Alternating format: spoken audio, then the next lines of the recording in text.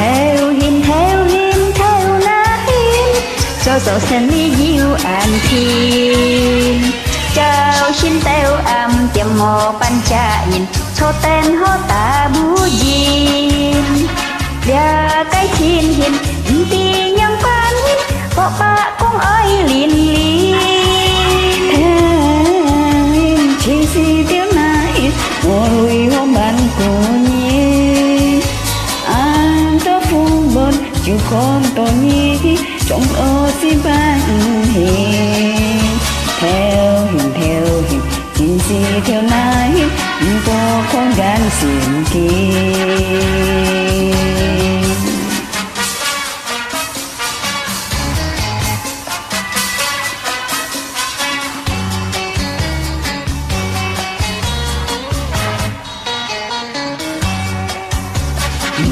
nhị lộ suy lộ mối thiên lộ đều xin thiên tu suy chín tu ba ăn chiên vô mò ban cha nhìn chỗ tổ tư mò thôn xin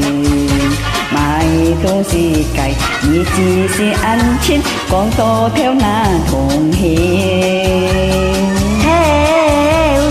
chín chi theo na hiền mò li hồ ban cùng nhìn anh to phương bên diệu ô tăng to nhìn cho to tim hiền theo hiền chỉ theo na hiền bọt không giá trị tiền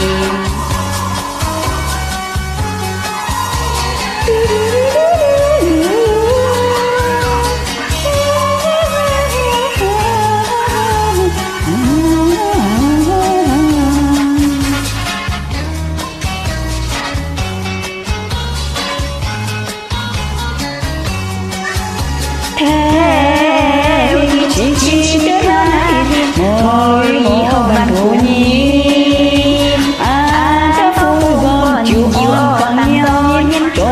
tôi si ban hiền theo hiền chỉ theo na hiền có con giá trị kia ok cầm